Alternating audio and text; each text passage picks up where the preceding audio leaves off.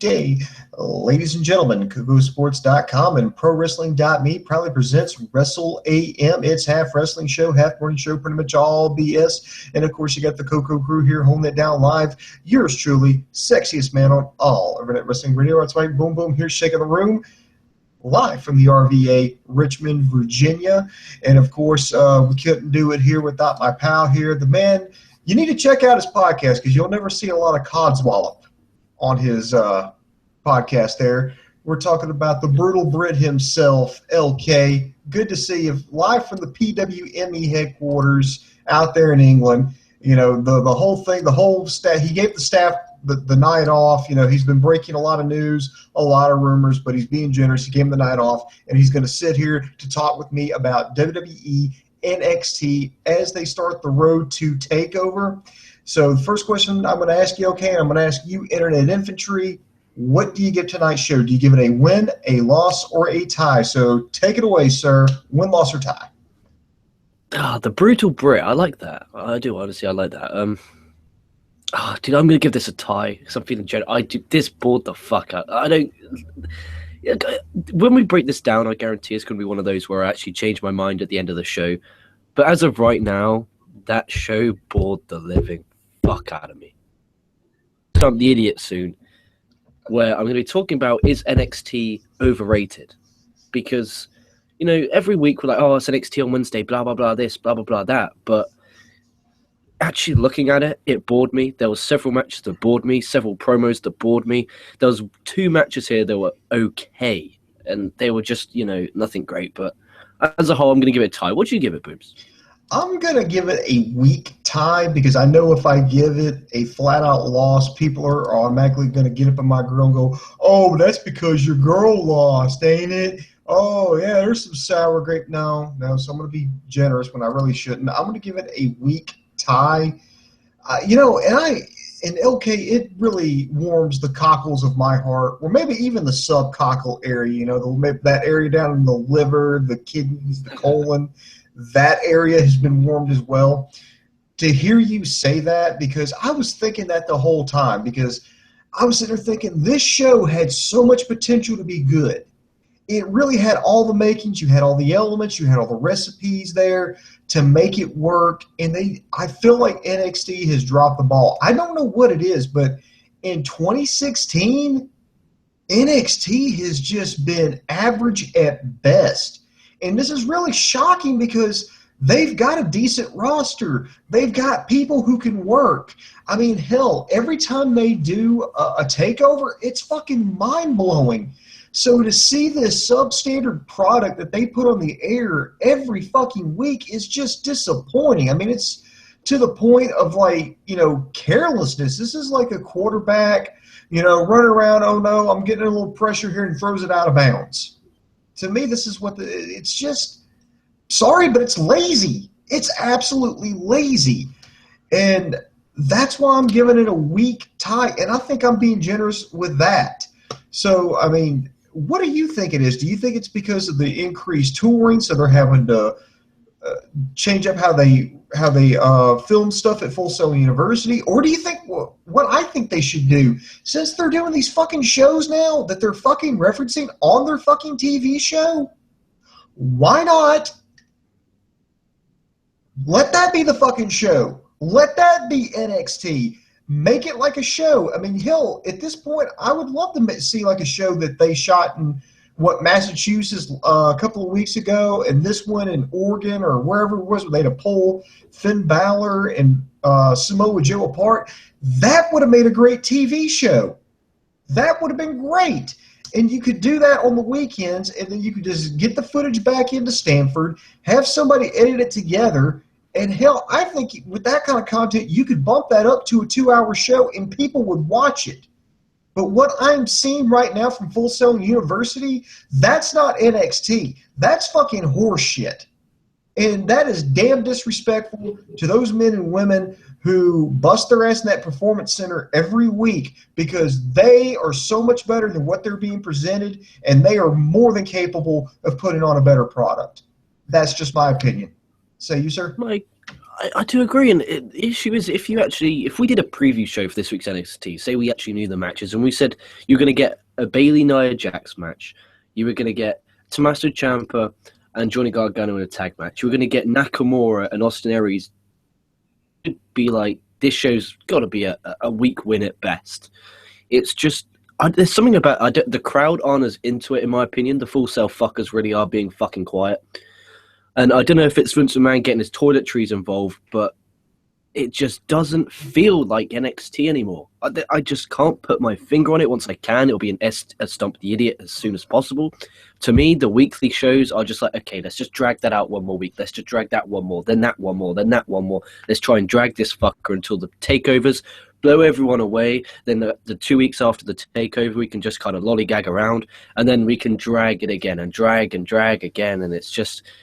there's no creative. Like, why couldn't you have done what they did in that building a couple of days ago, actually at Full Sail? You know, that would have been exciting television, in my opinion. But it just doesn't.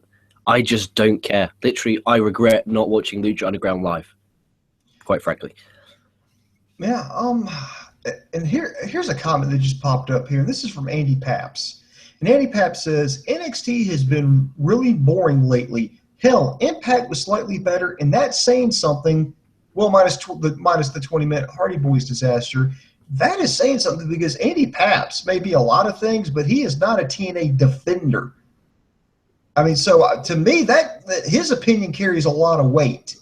When Andy Paps, of all people in the internet infantry, is like, look, I think Impact was a little bit better than that. Dude, that's fucking saying something. Yeah, and I mean, it's a valid point, and the fact that you had the Aries, the Nakamuras, the Garganos, the Ciampas, the Baileys on here makes it just that much worse. You can't say they didn't have the talent. You can't. Just felt. Oh, we'll talk about the matches as we. Yeah, we'll get into the matches, but one more thing here before we're going to jump in this, and we're going to start analyzing this mofo. But it was how can I put it here? You know, I understand that people get called up. I understand, you know, a lot of people got called up. Hell, I even understand like the head writer or the only guy who was writing it got called up. So you got like maybe like a new guy, new team or whatever. But that's no excuse. I mean, you know this going into NXT. NXT is your farm league. You know that your job at NXT is to get these guys ready to go to the main roster and be on Monday Night Raw, to be on Thursday Night SmackDown, to be on pay-per-views on Sunday. You know that going in. This is no fucking surprise that, okay, oh shit, Sami Zayn got called up. Oh fuck, Enzo and Cass got called up. Oh shit, Sasha Banks got called up. I mean, you know this shit. You know it. You've got to have everything ready to go, and you need to start developing other people. And I really feel like they haven't done that. I really feel like, I mean, think about this. Their next pay-per-view, or I don't want to say pay-per-view, but special event is on the 8th. That's, let's see, 1, 2, 3 weeks. 3 weeks from now. And what other talent have they built up? I mean, seriously, it's been squash matches. It's been short, like 5-minute matches with names, and then it's just been squash matches. That's it. What the hell? Yeah, I mean, they're obviously scrapping to try and find some material to go with, because they're actually taping house show material to actually put on the show to make the actual storylines make sense. Because if you look at it just from the NXT TV, Baylor and Joe, why the hell are they even wrestling? Like, Baylor has his rematch, I guess. That's about it. There's been no physical altercations, and it's really frustrating and annoying because, you know, it has the potential to be very special. I don't know if it's Vince, again, putting his toiletries on this and saying, hey, look, pipe it down. We've got some of your guys. Let us kind of steer the ship. It's the new era, which they like to shove down everyone's throats. Like, literally, the new WWE drinking game booms. I don't know if you've watched Monday Night Raw recently, but the new drinking game is every time they say the word new era, you take a shot. By the end of hour 2, you're pissed lying on the floor. That's why I wasn't on this week's Raw review. Like, literally, trust me, it is disgraceful. Like, literally, even the wrestlers themselves, or superstars, whatever the fuck you want to call them, say the word new era in their promos, and it's like, shut the fuck up. Like, please. But I don't know. Just, I guess NXT can't be hot 24/7. So maybe they're in a little bit of a quiet period, ready for the boom of the summer with the takeover of Brooklyn again. But I'm not. I don't think it's an excuse. When you got the likes of a again, I cannot stress this enough. You got fucking Nakamura on your show, and the show's getting a weak tie. It's not good enough. All right, well, let's start breaking this down here. LK, I mean, do you get the Food Network over there in your neck of the woods? I think so. Never watched it. Well, it's gonna be hard for me to kind of describe this to you, but there's a show on there that I like to watch from time to time. It's called Chopped, and it's a food competition where you start off with 4 people, and what happens is they're given a mystery basket. They all have the same ingredients, and it's just sometimes like 3 to 4 random ingredients, and they usually have nothing to do with each other. I mean, it would be like, okay, you've got some asparagus, you've got some candy corn, you got some root beer and some strawberry jam. Now you got to find a way to take all this here and convert it and make an appetizer out of it. And then, what happens is they make a dish and they serve it to the judges. The judges decide that, and then somebody gets eliminated, and it just keeps going until there's only one person left. But the funny thing is, you get all these chefs with all these unrelated ingredients, but they all come up with different things. Very rarely do 2 chefs out of all those come up with the exact same dish. And I feel like this was like a Chopped, where you had all these great elements, but the guy that we got that put this together completely dropped the ball. And here's the first match, for example. We don't have to wait. Remember last week, Austin Aries wanted a match. He was trying to get some more ring time. Blake and Murphy, they were complaining how they didn't have any matches. They wanted to get the tag team hunt. So guess what? William Regal said, okay, I'll make a tag team match. Aries, you pick a tag team partner of your choosing. So we start out with Blake and Murphy going out to the ring. Then out comes Austin Aries, and it's, okay, well, who did he pick? Who did he pick? Well, he picked somebody pretty good. He picked Shinsuke Nakamura. And I was like, wow, here we go. This is a hell of a way to start off NXT. And then it was just like, oh, shit, match is over. This match was like, I want to say right around 5 minutes. I don't have the exact time on me, but right around 5 minutes with the Nakamura hit the Kinshasa on Murphy, and then it was like 1, 2, 3. I was like, what the fuck? I wanted this match to be longer. I mean, it was an okay match, but it never really had a chance to get going. And I felt like this could have been better. This could have maybe put Blake and Murphy back on the map. Now, afterwards, Alexa Bliss just kind of looked at Blake and Murphy and said, to hell with this, and walked away from them. Then Blake just kind of looked at Murphy and just walked away from him. And then there's something that happens a little bit later, backstage. But I really felt like they dropped the ball. I think this match should have been longer, had a little bit more drama, and not just, and I hate to use this word because it's overused so much, but essentially, fucking bury Blake and Murphy. I mean, come on. I really felt like they had something here and they squandered it. And the worst part is that they did the gimmick of let's split these guys up. You just saw them got absolutely jobbed. Why do I have an emotional investment with these guys splitting up? I do not now care that they spell because they're jobbers. Yeah. Come to think of it, when is the last time they won a tag team match? I mean, unfortunately, these gentlemen have not been relevant since they lost the NXT championships. Buddy Murphy's been on NXT house shows doing jobs in the opening matches, so don't worry about that. Murphy will be jobbing, and Blake, catch your ass down the unemployment line. We've got some roster cuts coming up, so I expect Blake to be on that. Fucking waste of space.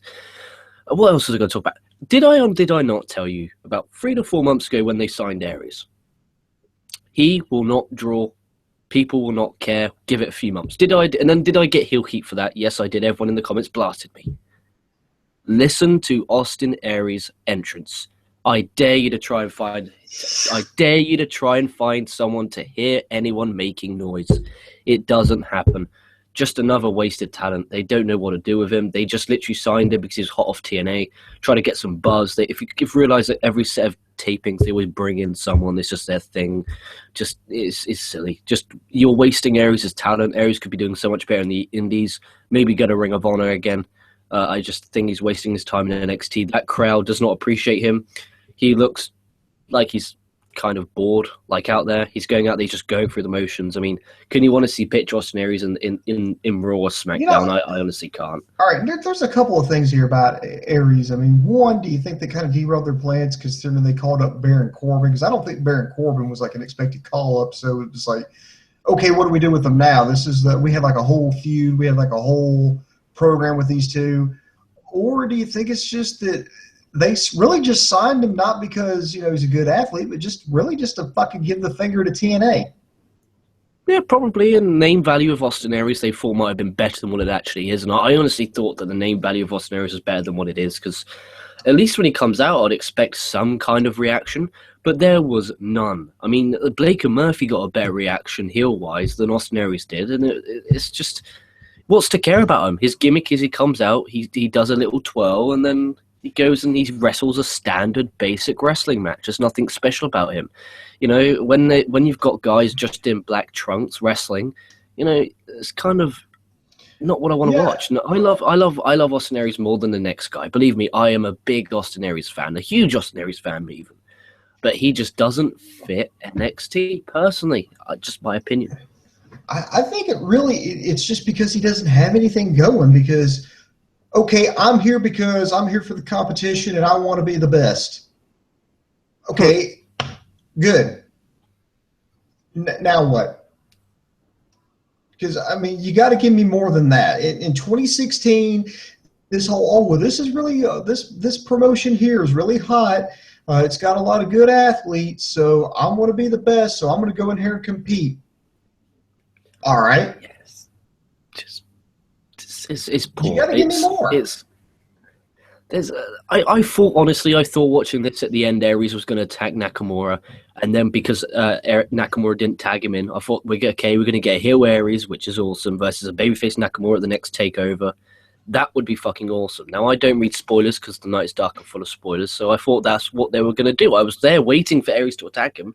Nothing happened. I thought, well, what did that do for anyone? That hurt the storyline that you're going with the breakup between Blake and Murphy. Lo and behold, they dared do a Wesley Blake versus Buddy Murphy match on NXT television in the next few weeks, because I tell you what, that crowd reaction would be quieter than Austin Aries' entrance, and that's saying something.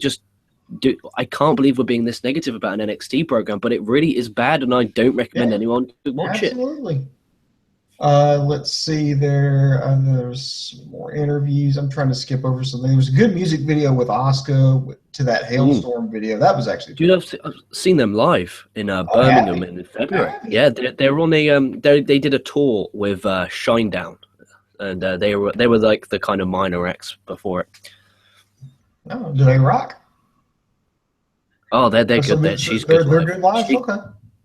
There's some. They're good live. I recommend Hailstorm, Shinedown, and then it was, who else was after? It was God, I've got it right here, literally right here, right in front of me. There was another band on there that was really damn good, who I wasn't expecting. Blackstone Cherry.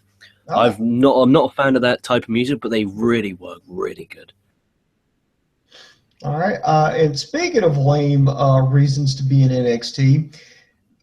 Kathy Kelly, with her Pepsodent smile, I will give her that. She interviewed No Way Jose, and he basically said, well, I like doing this. I have a good smile. I like to give it a lot, but don't let it be deceiving because I like to have fun, and I like to fight.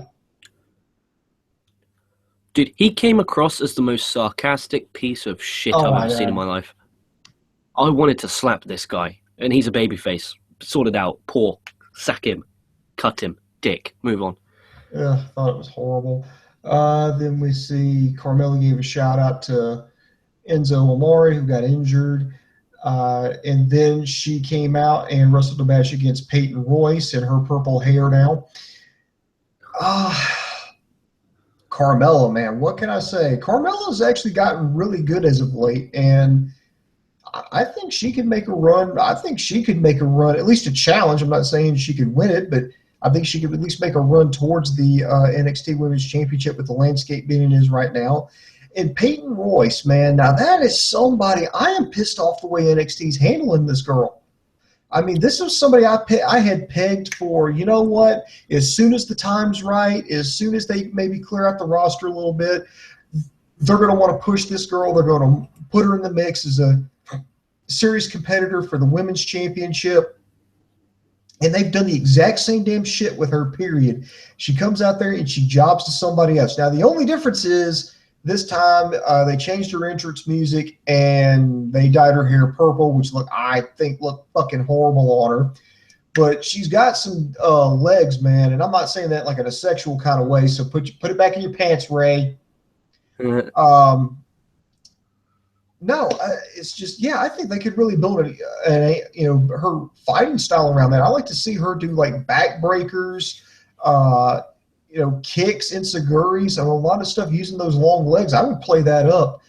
But instead, she's still doing the same, just jobbing out. And by the way, I do like Carmella's finisher, that inverted triangle choke that she does. That's a good finisher. I really do like that. I could see like a man or anybody else doing that, and it still looked just as fucking legit.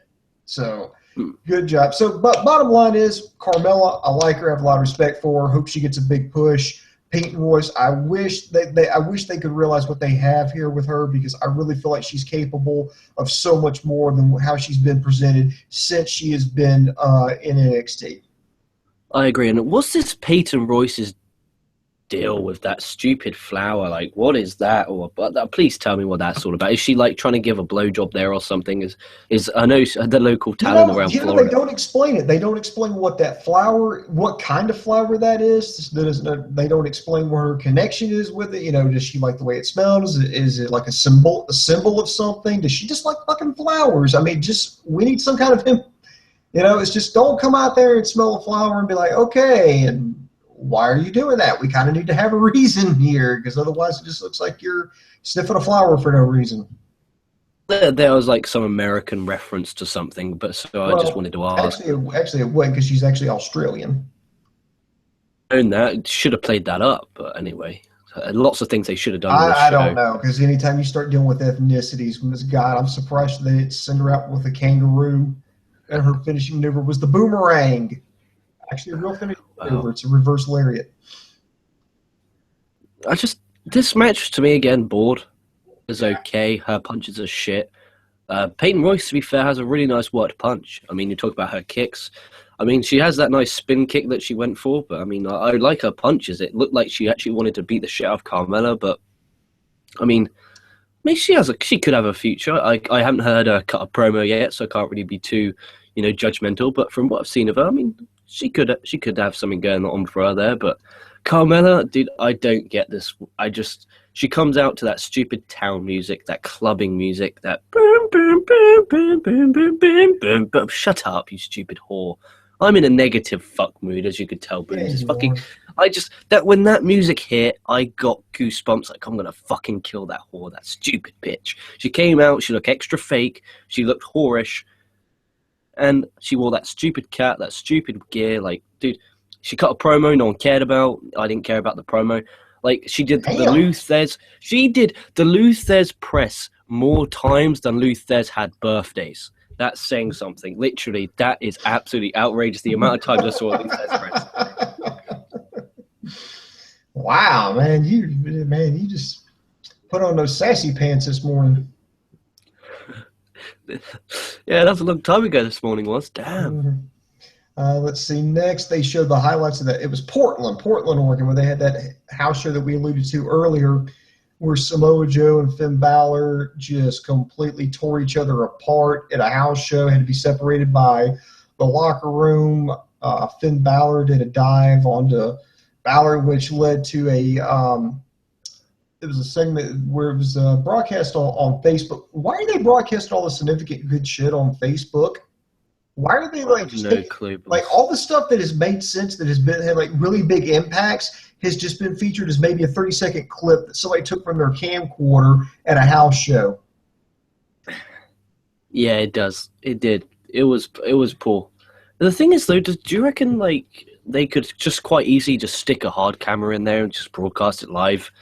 Like, I don't get why they don't do that with W House shows as well. You Just know, stick a card down and do live. I really wish if they're going to do so much stuff that's, I know the whole point is, hey, you need to go to our live events because, significant stuff happens there.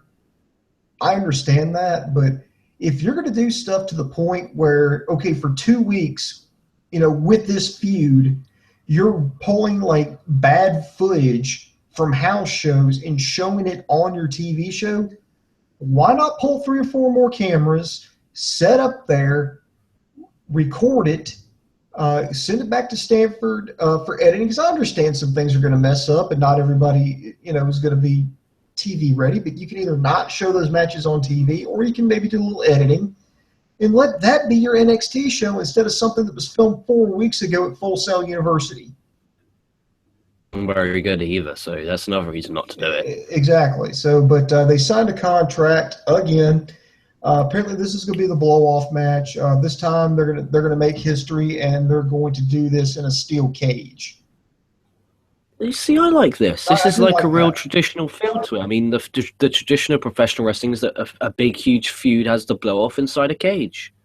This feud's been going on since if you think about it, since TakeOver Respect of last year, when the team won the Dusty Rhodes Memorial Tag Team Classic. Then they started singling feud at TakeOver London. Then it went over to TakeOver Dallas, and now it's going to continue on at the next TakeOver, whatever the fuck they want to call it. So I think it makes perfect sense and a great booking choice. The best decision I've heard all night. Oh, absolutely. If it's the end, does this? I mean, I'm trying to figure out what are they going to do here? Are they going to have Joe win, and this just be the end of it, and that's officially Finn Balor's call up, or are they going to have Finn Balor kind of hang around a little bit longer and have him come up with the NXT championship? I don't know. What do you think they're planning on doing? I reckon they'll have Joe retain and Bayley move up. And also I think that Nakamura is going to be the next. I think at the next TakeOver, we're going to get Nakamura versus Aries. And I think Nakamura is going to be the next challenger for Samoa Joe. Because quite frankly, that's the only babyface really we got left. I can't think off the top of my head a babyface who could challenge Samoa Joe right now, to be honest. All right. Let's see. Next, then we go backstage, and Bliss tells off Blake and Murphy, says she's getting rid of them. She's going to go. She's going to focus on herself and go after the women's championship. Then Murphy turns his back on Wesley Blake and walks out. So apparently, Blake and Murphy are going to be no more. Which I hate to say it, but I think it's the best move for them because they weren't doing anything as a tag team. I mean, I don't think they. Go ahead. And you think that Wesley Blake and Buddy Murphy are going to do wonders on their own? I mean, Bliss, Jesus Christ, Bliss is probably the best decision she's ever had in her life. She's probably on the floor crying of happiness, but Blake and Murphy, can you picture them being on their own? I mean, Wesley Blake, every time I look at him, I get goosebumps and cringiness. I mean, Murphy, I like, but what's his character? They don't have characters. They got to completely repackage them. But do you think this is just, look, we're going to break them up. Bliss is going to go single. You guys, I'm going to be honest, you're cut. Or do you reckon it's going to be a swerve and they're still going to be a team? Or I don't know. I don't see anything singly. I see something in Buddy Murphy, but Wesley Blake, literally, I don't know why he's still employed. Yeah, true. I do like Murphy, but I do think Bliss has really become the best out of that trio.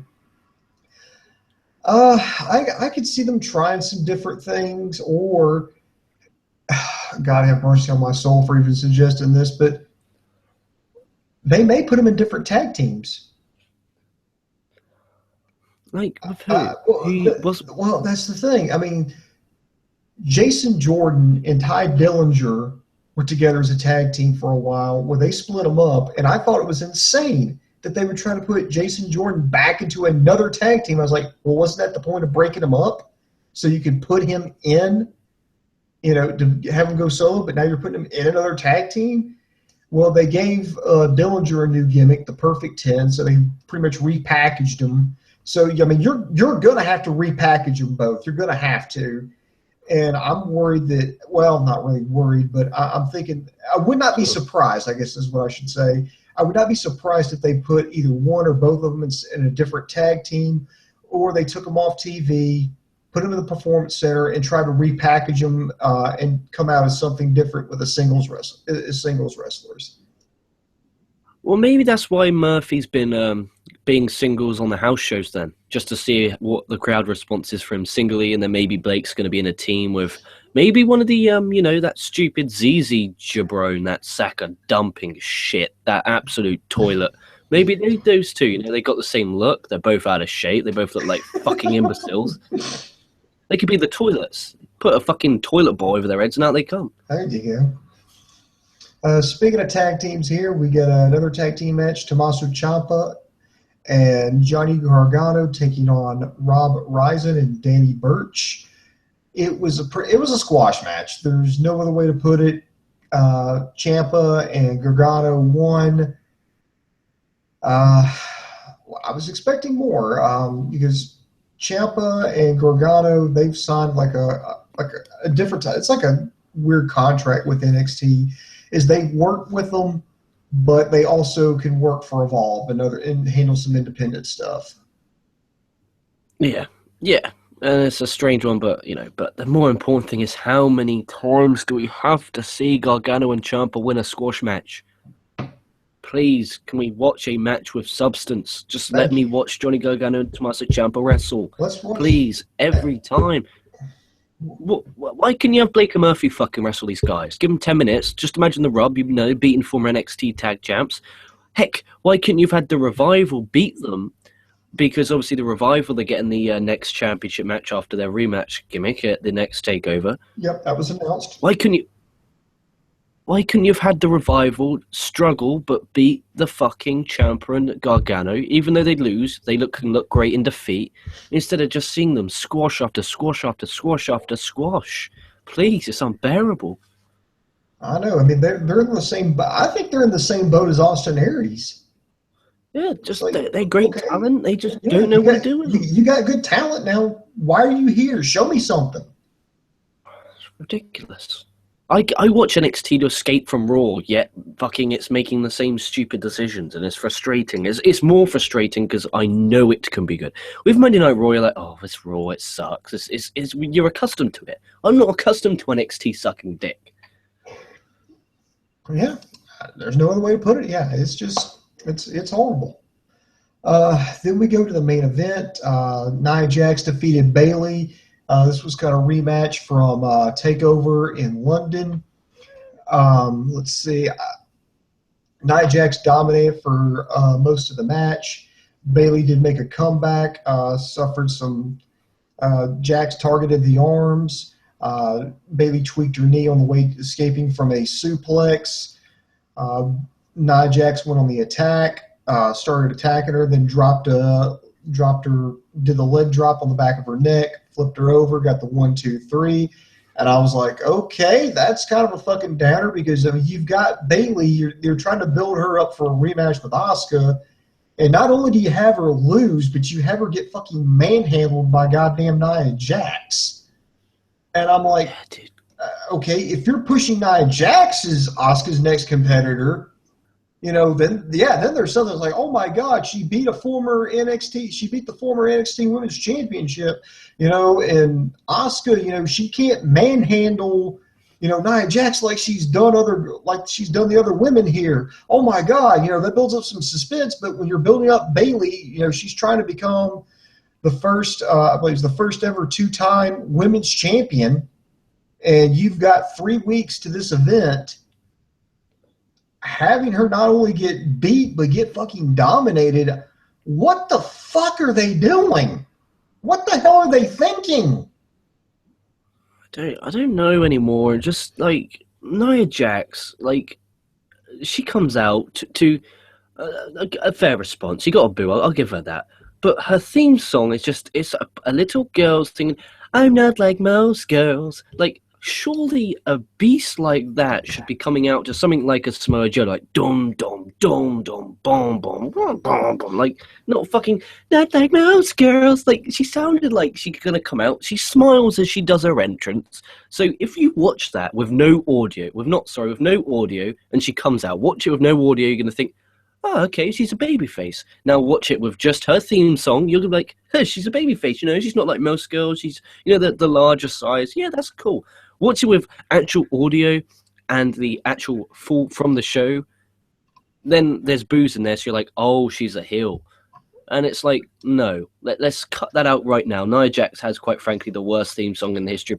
Apart from Naomi's song, she has the worst theme song in WWE right now. It fucking pisses me off. Something rotten. You're a fucking monster heel, and you come out to I'm not like most girls. Like, shut up. Shut up. Awful. The match was long. It was draggy. It was depressing. She worked her body part for about 10 minutes. Did Bayley then sell the arm? No. Did Nia Jax, think, wait a minute, Bayley got injured the leg. How about, I say, actually going to work with psychology? How about she leg drops the arm? She then sells the arm and the leg, hooks the leg high so that Bayley can't kick out, and the arm down as well, because she's such a monster, she then can't kick out. That way you're still kind of protecting Bayley in case she did legitimately get injured. But apart from that, it drove. I thought with Bayley they were going to do the Rocky 3 storyline, where, and this is an old movie, kids. Rocky gets, it's just he's coming off of Rocky 2. He's the champion. He gets absolutely fucking destroyed by Clubber Lang, played by Mr. T, by the way. And and then his longtime trainer Mick dies, and then he's just kind of doesn't know what to do. He doesn't know what to do, and then Apollo Creed says, okay, starts training him. So he starts training with an old adversary, and the whole movie is him making the comeback trail. And then he gets his rematch. He goes in there, and then it looks like he's outmatched, and then he finds a way to overcome. He finds a way to win, and I thought, okay, that's where they're going with this, because here's a shocker. What if it's Asuka they're going to call up and not Bayley? That's a good possibility, but I don't see how they can hold off Bayley much longer. And Booms, back to live comments really quick. Studder11 puts about Peyton Royce earlier. We talked about the flower. Yeah. The reference for Peyton Royce gimmick was playing off from Batman and the character Poison Ivy, aka with the flower. So that's why Peyton Royce has the entrance. That's from Studder11. Good shout. I've never been into Batman or Spider-Man. That's never been my thing. But at least now that makes sense. But it would have been nice of the commentators to say what Studder11 said. But maybe the commentators didn't know. I mean, that could be that's the first I've heard of it, so I don't know how he picked it. I'm not calling him a liar or anything. I'm just saying, wow, that's the first I've heard of it. It doesn't really make any more sense, but because, what is she, some kind of seductress? Because she's a seductress, that doesn't really work all that well because she's working with females, and I'm not even going to go into the whole, is she a lesbian kind of thing? Because no, fuck that. I'm not going to fucking talk about that bullshit. So, but, yeah, no, we get to the end now. Now what the fuck? Now what happens? It just ends on such a fucking downer because there's no – they didn't advertise any matches for next week. They had no. It's just – I don't know what the hell they're doing.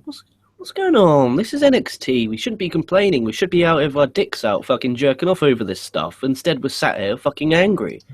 Yeah. It's Wednesday. We should be happy. Monday's still very far away. We should be happy and excited. Yet I'm down in the dumps, smashing my head against my damn laptop screen, thinking how fucking frustrating that was. I could have been asleep. I could have been enjoying my nice sleep. I've had a long day. I could have had some nice sleep. Instead, I sit up, I watch NXT. I think I rub my hands. You got Austin Aries and a mystery partner. You got Bayley in action in a rematch from a TakeOver event.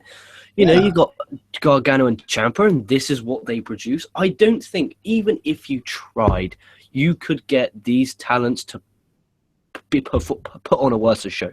Even if you tried, they couldn't put on a worse show. Absolutely disgusting. Oh, yeah. Disgraceful. And it's like, here's the sad thing. It's like you could be with your girlfriend putting your bangers into her mash, or hell, me. I could be folding fucking clothes right now. Yes, that's something that I have been putting off all day, and I could totally do that right now.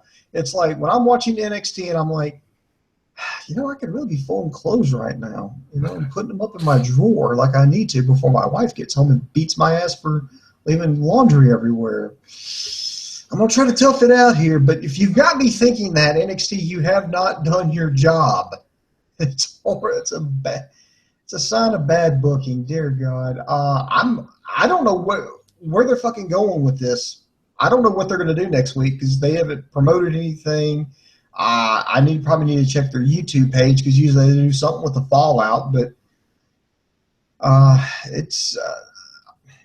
I'm pretty sure the TakeOver is going to be good because they have not let me down yet on a TakeOver. But the build up there, the reason why this is a big deal is because you don't want to condition your audience to not watch the program. And that's what you're doing. You're telling the audience that all the important stuff does not happen on the TV show. It'll happen maybe at a live event where you come from, and it happens on TakeOver. That's it. You don't need to watch anything else. Maybe you can read some recaps to kind of make sure you're on the up and up, but for the most part, you don't need to watch the show. I mean, come on. I'm paying for the network. I'm paying for this network. I'm a committed customer, and yet you give me fucking garbage like that. Yes, it's poor. It was by like when Nia Jax and Bayley started, it was like only like 42 or 38 minutes past. It was one of the two. And I looked at my phone. Firstly, I shouldn't be checking my phone in a 1 hour program, quite frankly. That shouldn't ever happen. But B, I was there like, damn, this is going to be a long, long match. And it was. And please no one suffer through the main event. Even if you're the biggest Bayley fan in the world like Booms, it's not worth it. Don't watch this NXT. Watch Lucha Underground. Heck, watch Impact for all I care. Just don't suffer yourself through this. Painful. Yeah, so basically bottom line is even if you're a huge fan of NXT, I would honestly skip this match. Or not this match, I would skip this show. And maybe they could turn it around next week. Just like I said, right now they're conditioning their audience to believe, that, hey, nothing important happens on these shows, so why bother watching them? And they've just reinforced that belief with shows like tonight. Awful. Horrible. But I still give it a weak tie. So, I mean, if you're a hardcore fan, probably not worth checking out. But if you're a masochist and you just feel like punishing yourself, or you need to watch something while you're folding clothes, then yeah, you can do that. So, all right, are you ready to go to comment time? Let's go. Hopefully they're not too horrible to us Booms because of the negativity on this show. Hopefully they feel the same. I don't know. Hopefully all our haters are like not. Well, hell, actually, I would love to have a hater because, see, people hate Dave, people hate you, but not a lot of people hate me. Well, actually, no, I take that back. Dave's wife hates me, so there we go. Yeah, Ricky wants me dead. Ricky wants me dead. I've heard rumors that he's actually planning an assassination of me. So that's why there's the keys in the door. That bad boy is locked. There's no way anyone's coming in from behind me. Just ball up your fist and threaten to punch him. He'll fucking fall into the goddamn fetal position. Stop, or I'll throw my keys at you, LK. I could picture Ricky there, this big fuck off, like I don't know, Ricky Krajewski. So I don't want to be stereotypical. I just picture some big fuck off guy with a deep like Russian accent. LK, you give me that office now. Give it to me now, like this gigantic monster. All right, okay. Andy Paps here. He's got a conspiracy theory. His conspiracy theory is that Vince McMahon and Kevin Dunn are trying to make NXT look bad to make their product look good. Now, can you see me? Yeah, ladies and gentlemen, we're joined by Sammy Synister. Now, Sammy, real quick, me and LK have been talking here. We've been bitching about NXT, and we both got this. You're going to be the tiebreaker. Well, not really the tiebreaker. You're going to tell us if we're completely off our rockers or not. Okay. Does NXT really feel like they have fucking dropped the ball? Like, they have got all this good stuff, but they just don't know what to do with it, because we felt like that they had all this good stuff here, all these good elements together, and they failed to capitalize on it. And the only thing that they're doing now is conditioning their audience to know that whatever happens on NXT, the show on Wednesday night, doesn't matter because it's not important, because all the really important stuff either happens at a live event or NXT TakeOver. I am going to agree. I really think NXT for these last few months, ever since London, has been a tertiary product compared to a lot of the other wrestling promotions that are going on right now, which sucks because their live events, or excuse me, like their pay-per-views are easily the best thing going right now, but just their TV is not good right now. It's bad. just boring. It's just so boring. it's just fundamentally basic. I mean, there's no writing involved. It's just you're a star, you can wrestle him, he's a jobber, and then they keep doing it and doing it and doing it. Seriously, No, what of consequences happened on NXT in the past? Let's just say the past month. What event of consequence has actually happened? nothing. I'm struggling to think. I know that the Revival came out there and stared down American Alpha, but and they didn't touch. But I'm thinking that's the closest they've ever had to anything that played into a storyline that had anything of consequence.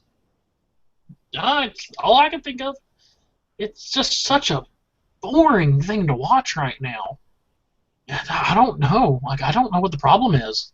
But like he said, yeah, it's just go out there, have a squash match. Sure. There's no reason for any of these matches to happen, which is my biggest problem I had with Raw for the longest time. It was like, y'all are going to wrestle each other because we have it on a whiteboard in the back that y'all are going to wrestle each other. And that's how I feel about WWE, or how I feel about NXT right now. Maybe that's a problem. I mean, when was the last time we saw a number one contendership match? When was the last time we saw a championship match? When was the last time we saw an actual storyline in NXT on the weekly shows? That could be part of the problem.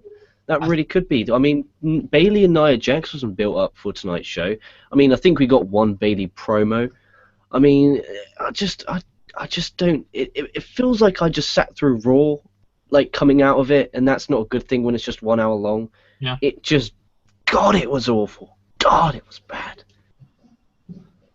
But back to Andy Papp's question. I mean, he brings it. It's a conspiracy theory type question. Do you think this is intentionally being done by Kevin Dunn and Vince McMahon to NXT to make WWE look better? I mean, I don't think so. I think it's just a fucking train wreck. I think it's just people.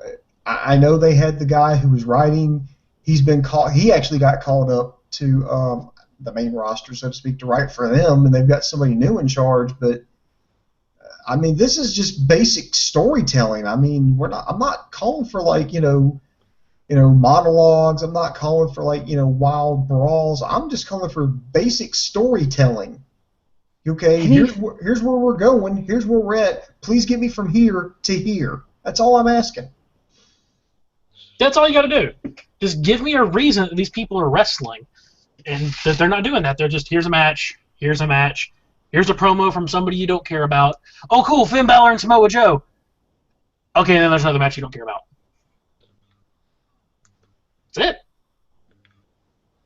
it. I mean, why couldn't you have had a promo of Peyton Royce, A, explaining her gimmick, that stupid Rose thing, and apparently it's from a Batman film, and then B, have her say, I'm gonna take out Carmella. You know, she is that upper echelons in NXT. That way, you're putting over Carmella, and then say, look, I'm gonna take her out, and I'm gonna climb the ranks, and I'm gonna be the next big thing, and you fucking watch me do it. Instead, it was just Carmella cutting a promo, thanking Enzo Amore and congratulating them. And then they went out. They had a wrestling match, which whoever won, if Carmella won, who cares? If the bird with long legs won, who cares? What's the point? It's just not worth watching. All right, let's get to some more questions here. Ray Mastani's wanting us to predict SummerSlam right now. I'm not even going to jump into that. I'm not going to cross that bridge yet. Let's just hell, we're still in May. This thing's not going until August. I mean, we can speculate all day. Let's see. It's going to be AJ Styles versus the ghost of Macho Man Randy Savage. There you go. Ooh, I would actually pay to see that. Book it, WWE. Which member of the roster besides Rollins, Reigns, and AJ matter right now? I think that's kind of a broad question. Owens? Yeah, but it's the new era booms. Everyone matters. Clang. Drink, yeah, dude. If literally that has to be a new drinking game every time a commentator, a wrestler, or anyone announces the new era, you should take a shot. You'll be fucked. You will be fucked on the floor. Yeah, no, there's some truth to that. I will say that I think they are trying to realize that they need to start playing up to more of their audience and playing towards characters that people like. Because I'm seeing Cesaro, Kevin Owens, Sami Zayn. I've seen them getting really big, pushes and a lot of attention. the club, they're getting more and more attention. They need a better name. Yeah, they do. This club's terrible. Just go ahead and fork over the money to get the Bullet Club, and that'll be like the only fucking faction that's in like 1,000 different promotions. Or just call them the Balor Club. Like, I don't care. I don't even care if Balor's there. Just call them something besides the club. Weren't they going to be called Bulletproof or something like that? Just anything. Just call them fucking. Okay. I'd rather Doc AJ Anderson than fucking the club. God. They didn't explain why they're the club. It's alright for us knowing that, it's okay, they're the Bullet Club and they don't want to pay you to actually call them the Bullet Club. But to just a normal person watching, and then they come out and they keep calling them the club, they're like, what are they the club of? Are they like the club of coaches, the club of gay men? They are a club of people who are firearms enthusiasts. Yeah. But they see them come out, they're the club, they're fucking going bomb, bomb, bomb. They're like, fuck me, I'm turning this off. Fuck it, let's just call them the NRA.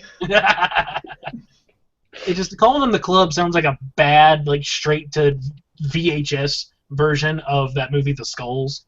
Like that's all it sounds like. Oh, but you remember that studio, and they did this shit more than one time. It was a studio. That's all they did was they would do knockoffs of popular movies, like serious movies. They're like, still around. Like they would do like serious movies, basically to kind of like trick people. Like instead of Transformers, they had Transmorphers. Instead of the Da Vinci Code, they had the Da Vinci Treasure. They would. I mean, I think it got to the point where they actually got sued for it. Oh, they did. I think there's a documentary about it somewhere. Because I got fooled with that one on one. I'm sad to say it was supposed to be something about the murder of the Black Dahlia, and I got this and I was like, "What the fuck is this? Looks like it was shot on some goddamn camcorder in Wisconsin. What the fuck?" It's like this is horrible. And then I was like, "Ah, fuck me!" I fell for it because it came out like a week or two before that movie was supposed to come out. But those sons of bitches. Anyway. Ray Mastani wants to know, now compare the Attitude Era roster and name the okay, we're talking about the names that matter right now and compare that to the names. Okay, you know what? I'm skipping your question, Ray. I can't go all night with you on this one. Let's see. Will Balor still keep his demon gimmick if he's a heel? Yes, because I watched him wrestle as a heel in New Japan. Yes, he did the face paint and all that stuff for his matches. In fact, when I saw him for the first time at Wrestle Kingdom 8, he was done up in full demon makeup, and I was like, "Whoa, this is kind of cool here." They brought him out in a casket, and it was pretty cool. But yeah, he can do that if he's a heel. At least I think he would. Oh yeah, he could totally work. Let's see. Andy Paps has a couple of zingers. He says, "One, Blake and Murphy had so much potential." I actually agree. I like Blake and Murphy. I have no idea which one is which. Murphy's the one that can wrestle. Blake looks like an absolute imbecile. The one with the weird hair, the weird everything, like trunks that are too small. Murphy is the one with dark hair who wears long tights. He's the one with the thick Australian accent, whereas Wesley Blake has the blonde hair. He does his hair up all funny and wears the shorter tights. They're just they're the same person. I don't care. There is no difference between Blake and Murphy. They are the same person. Yeah, I think, and I don't know what it was. I mean, I like them. It's like they gave them the tag. Okay, they stepped up, and I'll defend them on this. They stepped up when NXT needed them to. They were, particularly Murphy, was somebody who was busting his ass, and they put them together with Wesley Blake, and they had them win the championships when their two best tag teams got called up. And they had nobody else to go to, so they had them win the championships. And they had a decent reign for about 6 months or so, but when they lost them, all they did afterwards was job. That's all they did. I don't really remember one match that they won after that. No idea. They're talented, but man, they are just the same person. Austin Aries probably regrets not signing that deal with TNA. LOL. No. He's getting paid. No, he's getting paid in NXT. I assure you. Notice all the ex-TNA guys have kept their names. LOL. I wonder why. Oh yeah, that was something I wanted to bring up. How pissed off are you? I mean, think about that. All these guys had to change their names. Then Samoa Joe, they let him keep his name. And then they let Austin Aries keep his name. And then they let Bobby Roode keep his name. And then they let James Storm keep his name. And then they've let, who else? Eric Young keep his name. I mean, if you're like, like Asuka, Hideo Itami, hell, Finn Balor, are you like, hey, wait a fucking minute here? Finn Balor made a really good point about that. He's like, he didn't mind the name change because Finn Balor is a character is so much more over and so much more bigger than Prince Devitt ever was.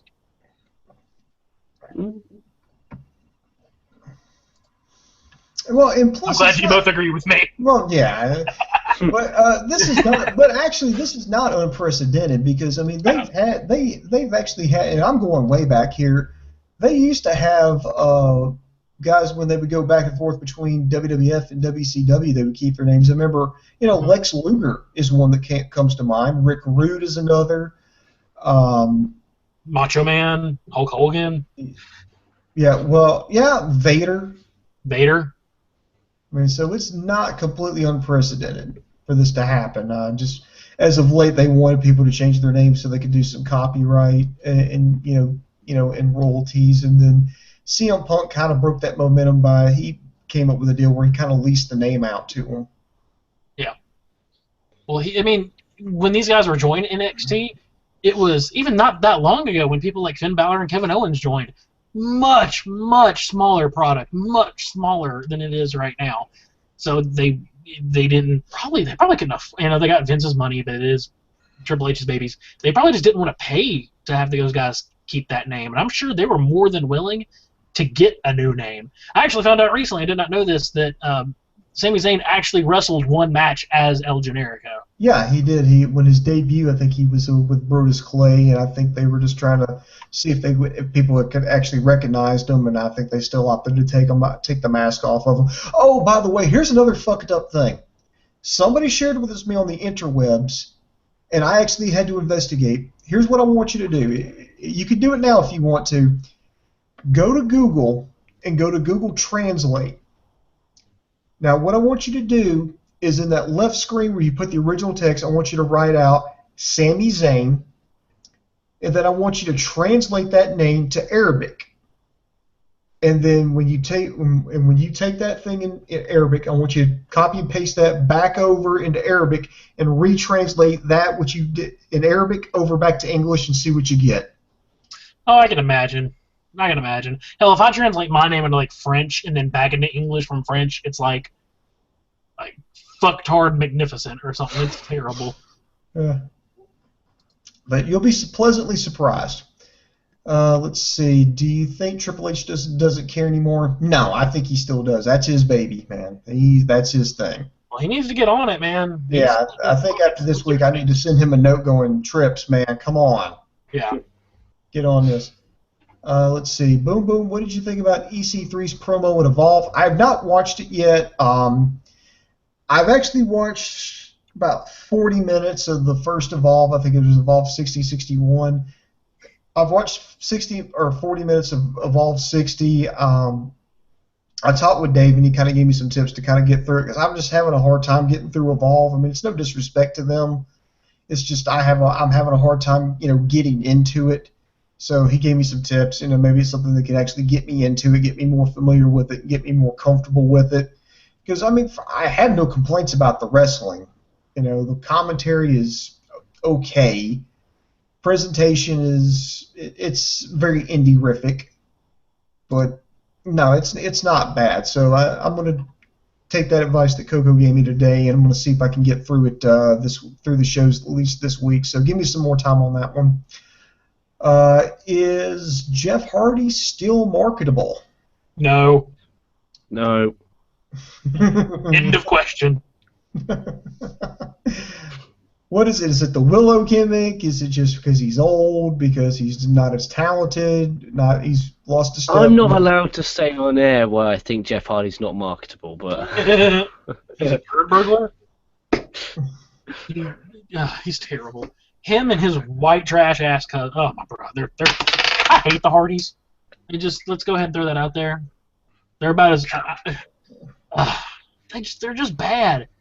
They're just bad. They are the definition of having zero talent but have everything absolutely imaginable. I mean, they're going to have the best house, the best... I mean, look at Fat Hardy. How does that man have that woman as his wife? That is a disgrace to humanity. The sad thing is, we wouldn't know who she was if she didn't marry Matt Hardy, because it was like, it's Reby Sky. Who the fuck is Reby Sky? She's a women's wrestler. I've never heard of her. Oh, she dates Matt Hardy. Oh, okay. Well, that makes sense now. It's like, there we go. It's like, wow, how low are you on the totem pole if you're gold digging on Matt Hardy? I mean, desperate times call for desperate measures, and it doesn't get more desperate than Reby Sky. Let's see. Ray Mastani wants to know, should they bring back a WWE commissioner gimmick? Fuck no. I'm sick of fucking authority figures. The only authority figure that I've actually there's two. There's two authority figures that I actually like on TV right now. One is William Regal, because I believe that's what you should do if you go that route. You should have someone, they're there to keep the peace. They're there to keep everybody in line. They're there to make sure the show runs smoothly, to make sure everybody gets a fair shot, and just calls it right down the middle. That's what it should be. It shouldn't be, I'm the bad guy, I'm going to screw over the face. No, fuck it. I want just even guy. But if you're going to go the evil route, Dario fucking Cueto. But no one else could do what Dario Cueto's doing. Let's be honest. No. Dario's just fucking Dario, but still. Exactly. It'd be nigh and fucking possible. But I agree with you.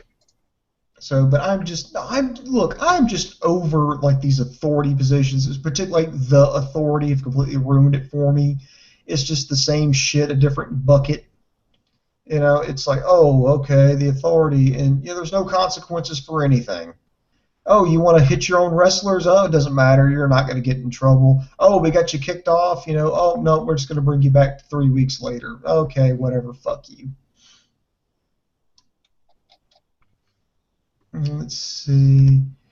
According to rumors, Vince is against pushing Reigns, but Triple H wants to push. What? Well, that's vice versa. Surely that's vice versa. There's no way Vince, he must have mistyped that. I'm going to assume he mistyped it. I mean, I'm about to say, Triple H should at least give you the heads up. I mean, hell, he's wrestled him head-to-head multiple times.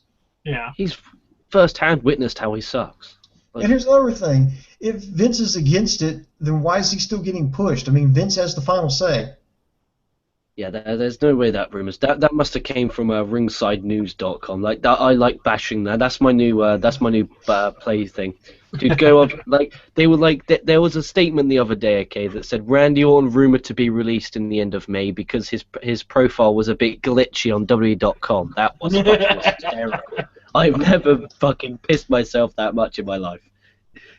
I don't know. Oh, Brady, coming up at SummerSlam this Sunday, Randy Orton takes on his toughest opponent to date, a trash bag. Dun dun dun.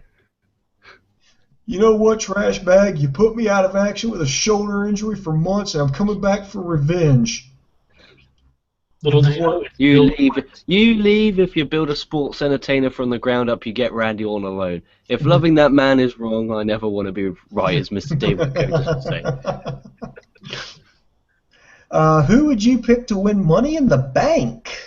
Good question. Randy Orton. Kevin Owens. Randy Orton. I'm joking, by the way. Kevin Owens. I actually would like to see Kevin Owens make a run towards the championship. I mean, Kevin Owens versus Roman Reigns. I'd watch it. And he can cash in at any time. Yep. Here's another good one. Is Sami Zayn the next Daniel Bryan? I hope not. And I say I hope not because I don't want him to get fucking way more over than... This is going to sound really weird. I like Daniel Bryan. His fans are the worst. His fans were the juggalos of the wrestling world. Oh, wow. There's no need for name calling now. Dude, that was too far, dude. You just went there. You just crossed the line. I mean, I'm throwing the yellow flag. Personal foul. Sammy, name calling. 15-yard penalty, repeat first down. Just saying. These are opinions of Sammy, not me, KocoSports.net. I love Daniel Bryan. His fans were terrible, and I don't want Sami Zayn's fans to become that. And I also don't want Sami Zayn to, break his body in half and keep wrestling and then find out he can't keep wrestling. I do like the underdog character. He's just, people like him. He can wrestle. He's got a lot of charisma. He's in great shape. I think in terms of like being that underdog champion that everybody can just latch on to, that kind of everyman character. Yeah, I think Sami Zayn's that. I'll give you that. Just don't like Daniel Bryan, fan.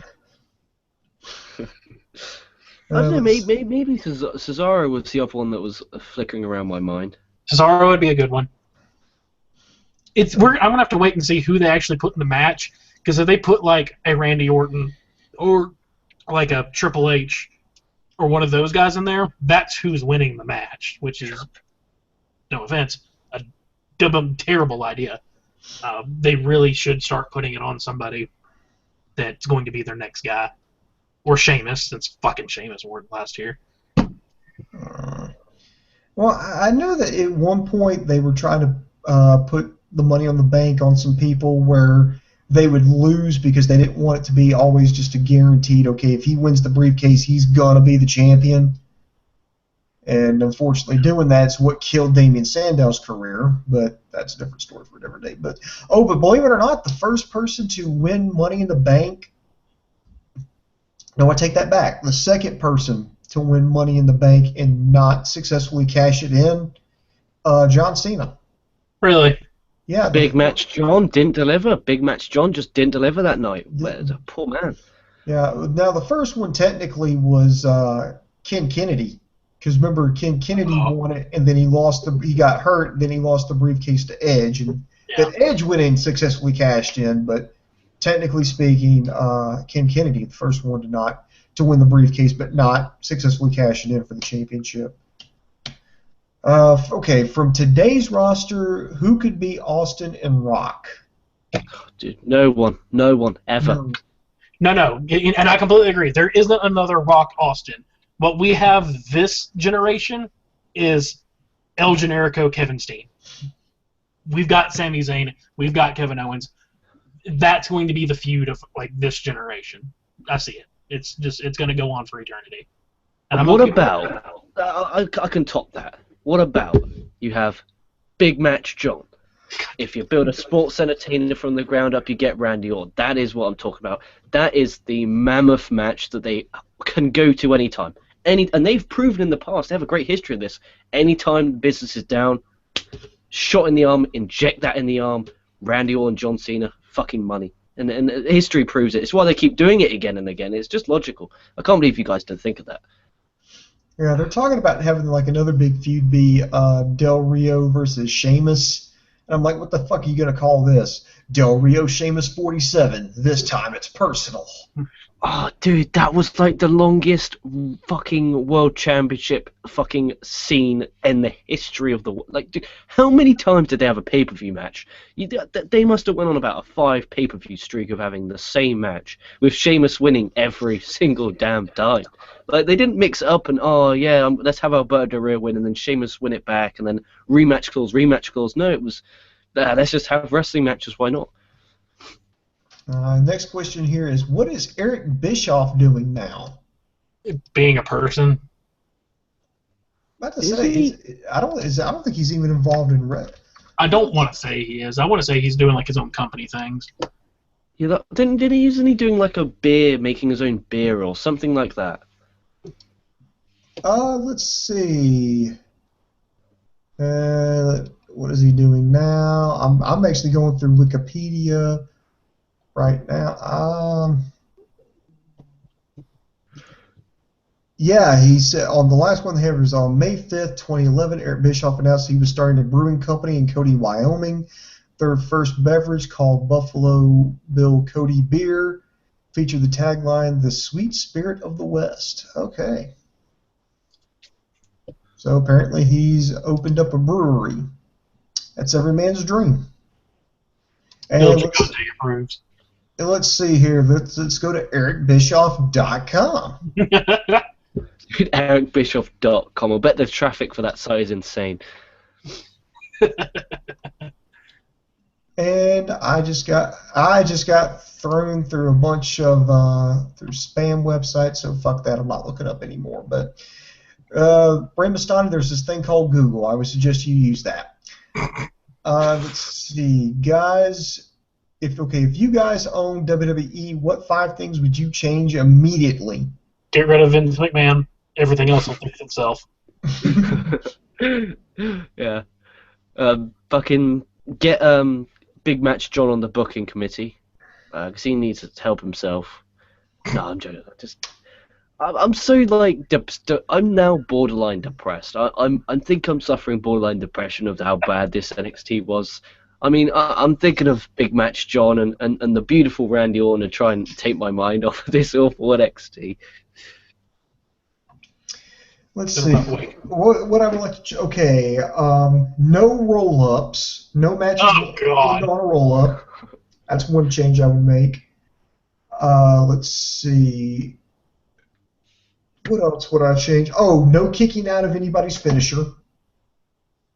Big occasions, big matches. Like Big Match John. But here's the thing. For that to mean anything, for the kick out of a finisher to mean anything, you have to have a long fucking streak of, I'm talking like years, almost decades, of people taking finishers, and that's it. Match is over. For that to have any effect when they actually kick out of it. I think television matches, every single time a finisher's hit, that should be the finish. But for certain pay-per-view matches, I think a kick-out can help tell the story. I can agree with that. But yeah, like people kicking out of a fucking AA 3 times on a Raw, which, by the way, I've seen. That's stupid. Well, let's see. 3, limit non-title matches. Let's see. Another change I would make is I would limit multi-man matches. Oh, dude, when they just... The Teddy Long and have like the 8-on-8 wrestling matches. Yeah, it's like, hey, player, we're going to make a tag match. What the fuck, Teddy? I hate tag matches. I hate tag matches like that. Let me rephrase. Yeah. Oh, and I would take Raw from 3 to 2 back to 2 hours. That's a big one. And if I had like an extra one I could do, I would reintroduce the women's tag team championships. No way. They can barely book the singles. It's just a future thing to think about. European Championship? No, because I'm sorry, I just don't like the European Championship being defended in Schenectady, New York. Hardcore Championship?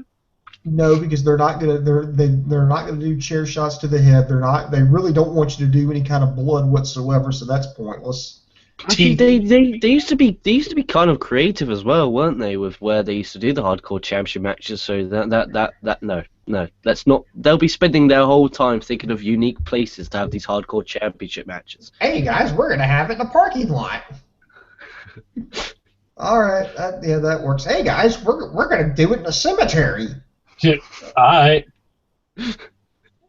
Hey guys, we're gonna do it in a junkyard. Yeah, that didn't work out for WCW so well, so no, fuck off.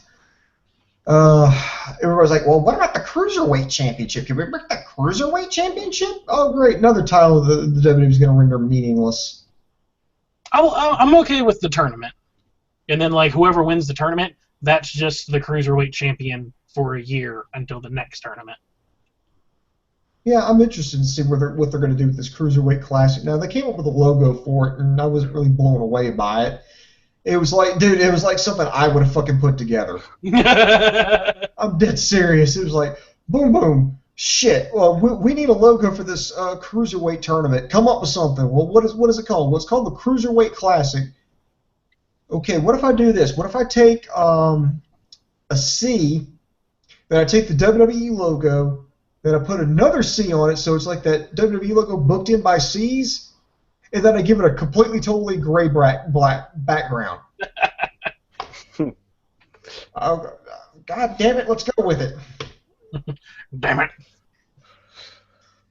All right, let's go back here. Danny Bolton. I like what they did with Bayley going into the match with Asuka injured, giving a good effort, but getting beat. Then Asuka can feud with Nia Jax, as she could say that she weakened Bayley for her. Okay, I get what he's saying. Danny's saying that the storyline could be that Bayley actually got hurt against Nia Jax and goes into the match against Asuka, and she's not 100%, and she takes Asuka to her limits, and so she's got the out because she wasn't 100%, but she still fought and almost beat her. And then as soon as Asuka wins the match, Nia Jax can pop up on an episode of NXT. Actually, no, it'll pop up on WWE.com. It'll pop up on a house show from Revere, Massachusetts. It will pop up on NXT TV, knowing how they're doing shit now.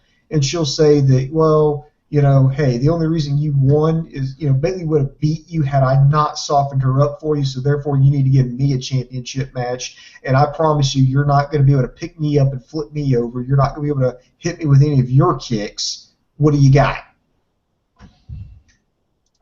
I could see that. Yeah. Is WWE purposely sticking it to the internet with this bad product? If so, they are fucking petty assholes. Yep. I'm going to make my product intentionally bad to make some internet trolls angry. Ha ha ha ha ha! Well, they did a good job. Yeah. Oh, yeah, if they are, they're doing a great job. Oh, yeah, WWE, you really showed me. Make that product unwatchable. Maybe I'll cancel my subscription to the WWE Network. Oh, you really showed me. What do you think of I Quit matches? Used sparingly, they're awesome. Oh, yeah, they work.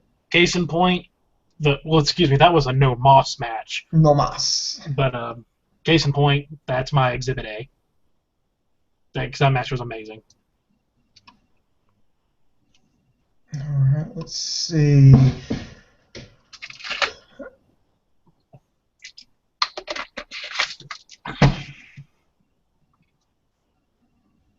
Yep. I'm looking for questions here because I'm trying not to get involved in people's personal conversations. Yeah, you don't want to be like Dave? Yeah, because somebody's asking where Coco. Actually, Coco Plays wants to know where Coco is. Well, chances are he's on Coco Plays playing Major League Baseball. Babbling about nothing. I don't think his own son even watches that one. Subscribe to Coco Plays, really, so Dave will shut the fuck up.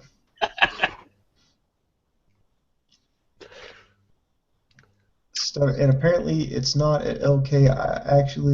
Oh, never mind. Let's see. What was the Barry and Ray? I'm over it in. Is WWE for kids? Yes and no. Well, it is and it isn't. Because people are always like, there's two sides of your argument. The two sides of this argument, which is 100% for kids, and you're like, it's 100% not.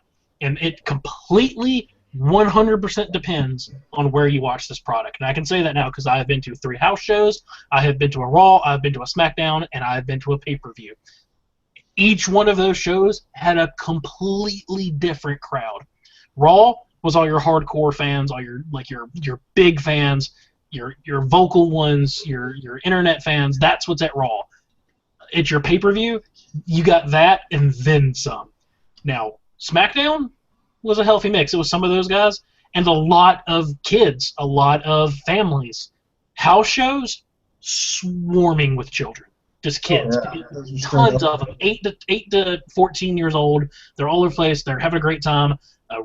John Cena gets the biggest pops at house shows. Roman Reigns gets the biggest pops at house shows. So it is and it isn't. The problem is they need to decide if they're going to be 100% for kids or if they're going to keep making a wrestling show. True. I mean, just the inconsistencies. Now, I would argue that NXT is actually. I would have no. I mean, I've got a young nephew. My nephew's about 5 years old. I would have no problem with him watching NXT. My son loves Bayley. Jack, who just turned 4, everybody, loves Bayley. Absolutely loves her.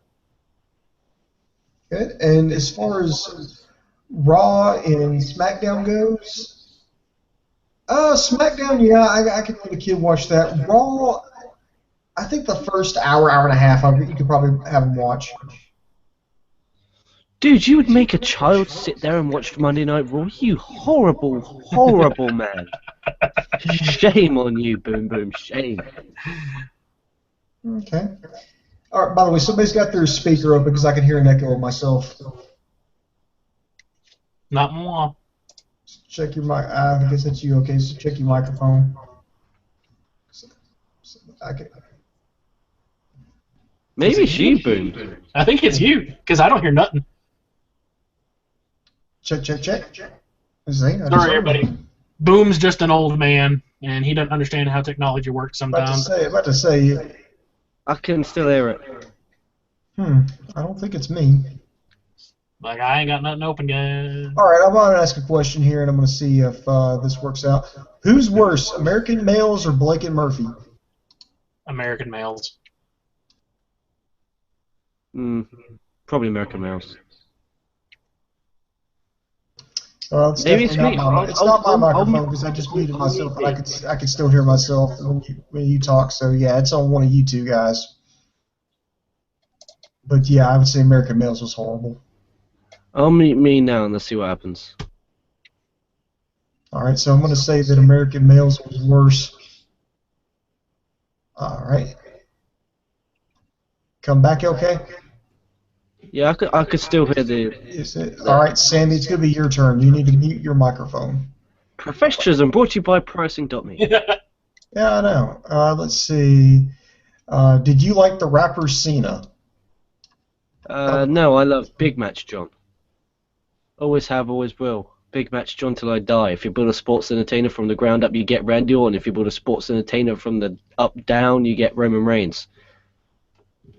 Well, I admit, rappers. It's you, Sammy. It's you. It's you. There we go. We got a culprit. You with that mask behind there, you little so-and-so. I have no idea. I've got nothing else open.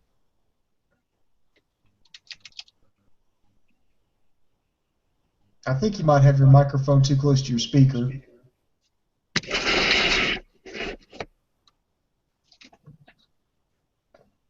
Well, maybe we'll see if that works. No, We'll see. Really. I don't know. Like, it's the first time I've had this problem. Well, we'll work through it. Is it Cole's fault that he's so bad? Yes, it is.